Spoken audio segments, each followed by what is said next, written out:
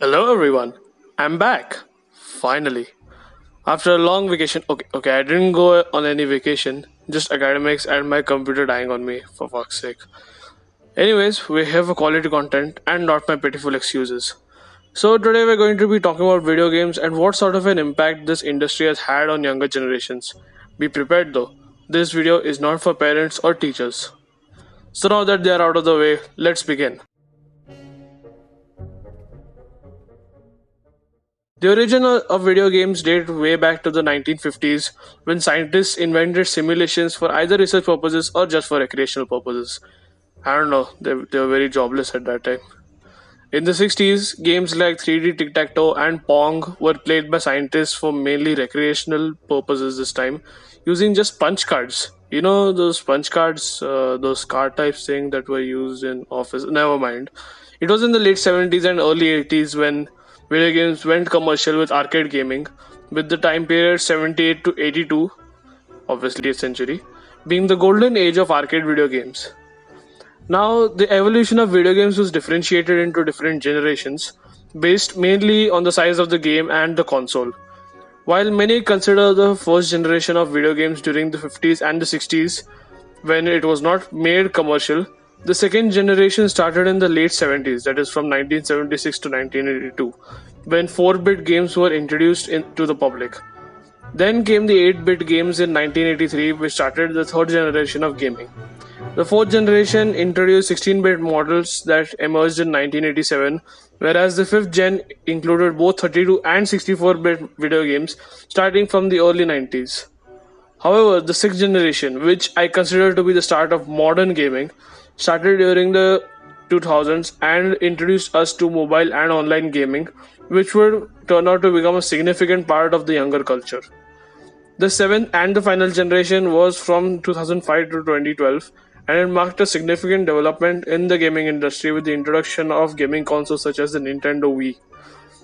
Along with this, it also increased the budgets of many major game companies, and all these developments over the years is the result of where we are right now.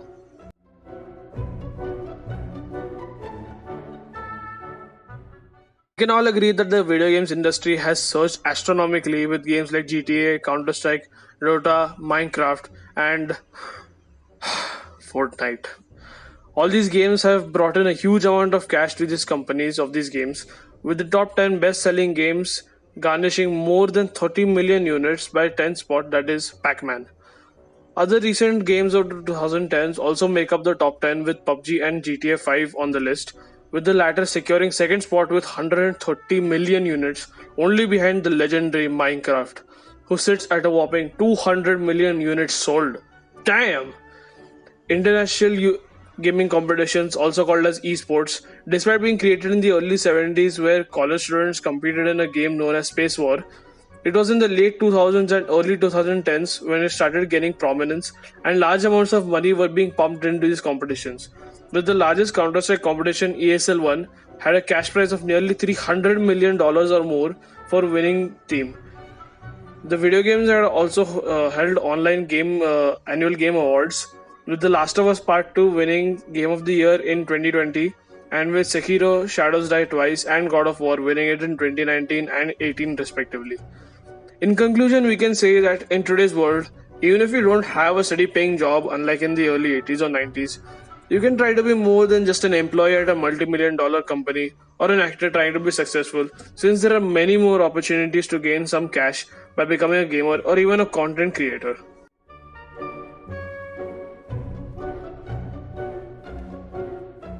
As discussed in the previous part, we have seen how big of an impact the gaming industry has had on Gen Z and millennials on their childhoods and even adulthood.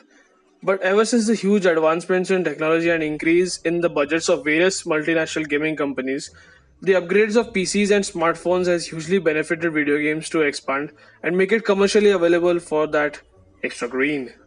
If you see in this pie chart, a whopping total of $159.3 billion was made by the video games industry in revenue in 2020 alone.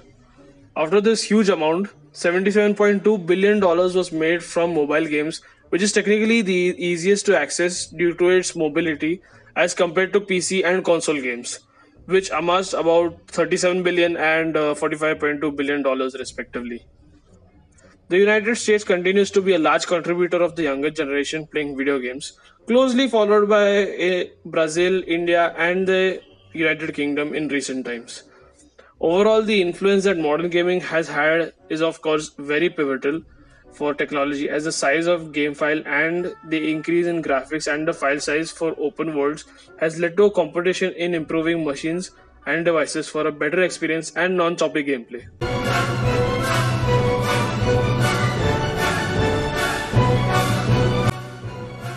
Being sort of a gamer myself, I can fairly say that the influence that video games has had is clearly revolutionary as compared to back in the 90s and even in the early 2000s for that matter. However, despite knowing that video games is in no way a major contributor to violence, unlike what teachers and parents and some articles try to tell you, it does pose a risk on your mental health since it might result in a fatal consequence of competing and not getting the required result. It can also be a significant loss both economically and mentally, as the latter could cause personal depression and even self harm or even suicide, in extreme cases, that is. Now, I'm not saying that this happens to everyone out there playing competitive matches, but there are some kids and there are some instances where it has been taken way too seriously and personally. And after a series of unwanted games or losing consecutive losing streaks, they have also resulted in death. So, whatever it is you're playing, please keep in mind that it shouldn't affect you mentally and making sure about the same.